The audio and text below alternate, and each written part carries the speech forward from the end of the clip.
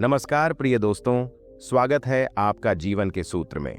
आज हम एक ऐसे रहस्य की बात करने जा रहे हैं जो आपकी शादी, आपके रिश्तों और आपकी आत्मा तीनों को गहराई से छू लेगा। क्या आपने कभी सोचा है कि आपकी पत्नी ही क्यों आपके जीवन में आई? हजारों लड़कियों में से वही क्यों? या फिर आपके बच्चे, वही आत्माएं आपके पास क्यों जन्मी? क्या यह सब केवल संयोग है या इसके पीछे कोई दिव्य योजना काम कर रही है?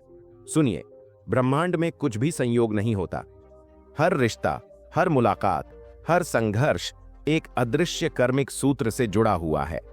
और इस वीडियो के अंत तक आप समझ जाएंगे कि आपकी शादी में जो भी समस्याएं हैं वे वास्तव में समस्याएं नहीं, बल्कि आपके पूर्व जन्म के अधूरे कर्मों की प्रतिध्वनि है। आज मैं आपको एक ऐसी सच्ची कहानी सुनाने जा रहा हूं जो इस रहस्य को गहराई से उजागर करती है। राजेश और उनकी पत्नी प्रिया की कहानी। राजेश एक सफल व्यक्ति थे, लेकिन शादी के कुछ सालों बाद उनके जीवन में वही झगड़े शुरू हो गए जो उन्होंने बचपन में अपने माता पिता में देखे थे। वही आर्थिक तनाव, वही तकरार, वही शिकायतें। तुम मुझे समझते नहीं, तुम पैसे क्यों बर्बाद करते हो? राजेश परेशान था। वह सोचता था, अगर यह प्रेम विवाह था तो फिर इतना कड़वाहट क्यों? फिर एक दिन उसकी नजर पड़ी परमहंस योगानंद जी की एक किताब पर। उस किताब में लिखा था, तुम्हारी पत्नी तुम्हारे अधूरे कर्मों को पूरा करने आई है। वह तुम्हारी दुश्मन नहीं, तुम्हारी आत्मा की शिक्षक है। बस उसी पल राजेश की समझ बदल गई। उसने महसूस किया कि उसकी शादी कोई गलती नहीं, बल्कि आध्यात्मिक अवसर है। वह अब अपनी पत्नी को सुधारने की कोशिश नहीं करता, बल्कि खुद को सुधारने की यात्रा पर निकल पड़ा, और वही उसकी शादी को बचा गया। दोस्तों, आज मैं आपको वही ज्ञान देने जा रहा हूं जिसने राजेश की जिंदगी बदल दी। यह ज्ञान आपकी भी शादी की हर समस्या का समाधान दे सकता है, क्योंकि रिश्ते तब नहीं टूटते जब उनमें झगड़े हों, बल्कि तब टूटते हैं जब उनमें समझ खत्म हो जाती है।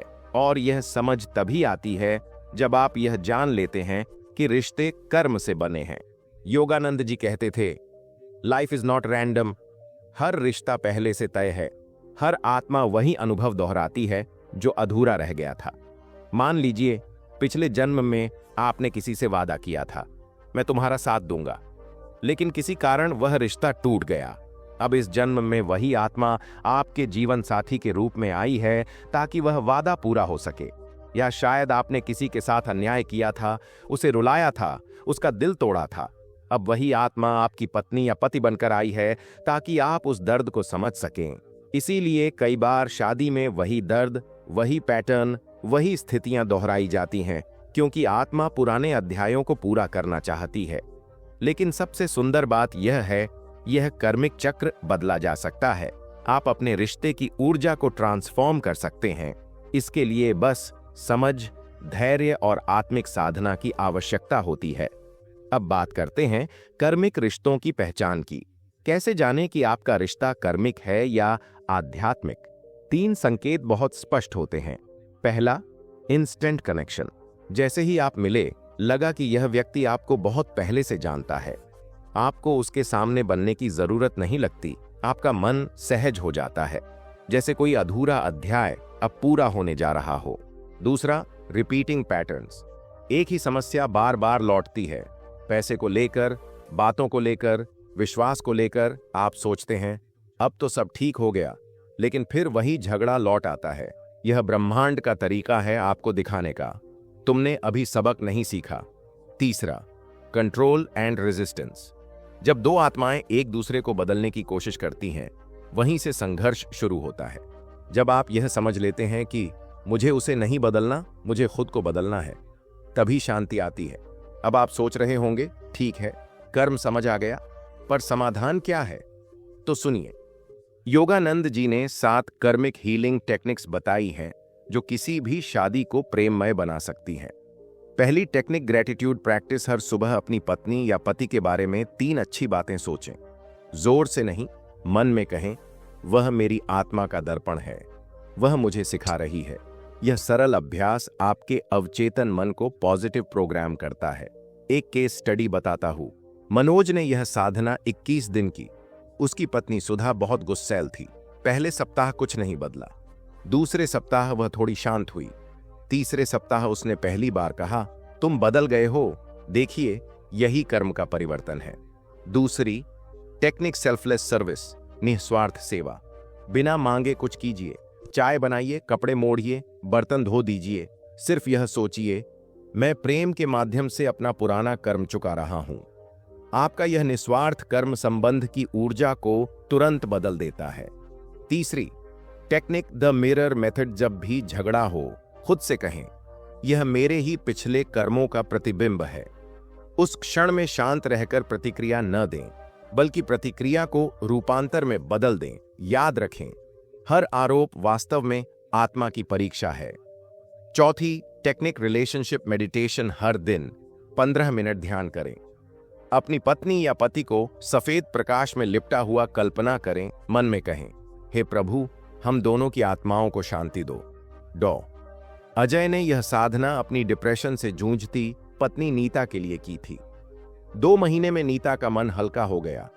यह ध्यान केवल रिश्तों को नहीं, आत्मा को भी पवित्र करता है। पांचवीं टेक्निक फॉरगिवनेस। लेटर एक कागज पर लिखें, मैं तुझे पिछले जन्मों के सभी कर्मों के लिए माफ करता हूं, तू भी मुझे माफ कर दे। उस कागज को जला दें। जब धुआं ऊपर उठे, महसूस करें कि आपका रिश्ता भी मुक्त हो रहा है। हर 15 दिन में यह प्रक्रिया दोहराएं। यह आपके भीतर की ग्रज ऊर्जा को भस्म कर देती है। छठी technique create new Karma together.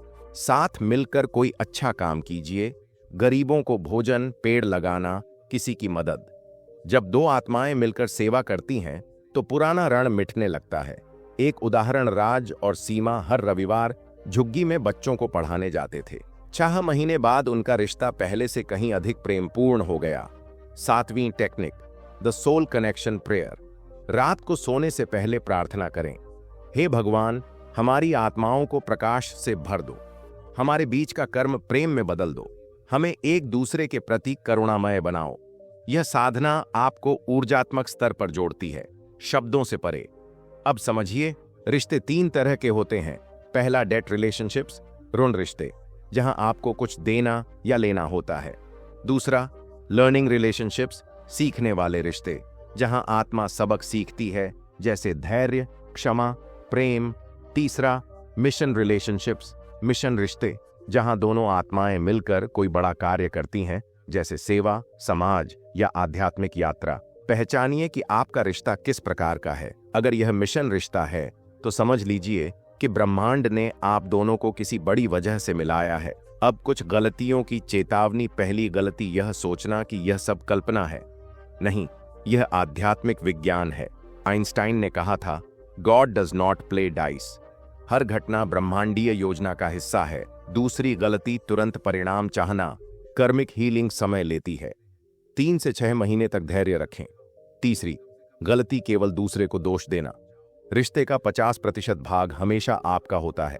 अगर आप बदलते हैं तो पूरा रिश्ता बदल जाता है। अब आपका दैनिक रिलेशनशिप हीलिंग शेड्यूल यह होना चाहिए: सुबह 5 मिनट ग्रेटिट्यूड, दिन में 1 सेल्फलेस एक्ट, शाम 15 मिनट मेडिटेशन, रात सोल कनेक्शन प्रेयर, और हर रात डायरी में लिखें, आज मैंने क्या बदला, मेरे साथी में क्या परिवर्तन दिखा। धीरे धीरे आप पाएंगे कि वही व्यक्ति जो कभी आपको सबसे कठिन लगता था, अब आपके लिए सबसे पवित्र आत्मा बन गया है। योगानंद जी कहते थे, तुम्हारी पत्नी तुम्हें बेहतर बनाने आई है, वह तुम्हारी टीचर है, दुश्मन नहीं। तो अगर आपका रिश्ता संघर्ष से भरा है तो शिकायत मत कीजिए, ध्यान कीजिए, प्रेम दीजिए, कर्म बदलिए। हर झगड़ा एक दर्पण है जो आपको दिखा रहा है कि आपके भीतर क्या ठीक होना बाकी है। जब आप भीतर बदलते हैं तब बाहर की दुनिया भी बदल जाती है। प्रिय दोस्तों, याद रखिए, कोई रिश्ता दुर्घटनावश नहीं होता। हर आत्मा एक भूमिका निभा रही है ताकि आपकी आत्मा पूर्णता तक पहुंच सके। और अगर आपने आज यह वीडियो देखा है तो समझ लीजिए, ब्रह्मांड आपको यह संदेश देना चाहता था। यह कोई साधारण वीडियो नहीं है, यह आपकी आत्मा के लिए भेजा गया संकेत है। अगर यह ज्ञान आपके हृदय को छू गया है तो इसे अपने जीवन साथी या उन दोस्तों के साथ जरूर साझा करें जो अपने रिश्तों में संघर्ष झेल रहे हैं। कमेंट में लिखिए, मैं अपने रिश्तों को बदलने के लिए तैयार हूं। क्योंकि जब आप यह लिखते हैं तब वास्तव में आप ब्रह्मांड को संदेश देते हैं कि अब मैं हीलिंग के लिए तैयार हूं, और उसी क्षण एक अदृश्य शक्ति आपके पक्ष में काम करना शुरू कर देती है। तो आज से ही यह 7 साधनाएं अपनाइए। अपने घर को कर्मिक युद्ध भूमि नहीं, एक ध्यान स्थल बनाइए, जहां प्रेम ही धर्म हो, क्षमा ही साधना हो और आत्मिक शांति ही परिणाम हो। क्योंकि जब 2 आत्माएं एक दूसरे को समझ जाती हैं तो वही शादी स्वर्ग बन जाती है।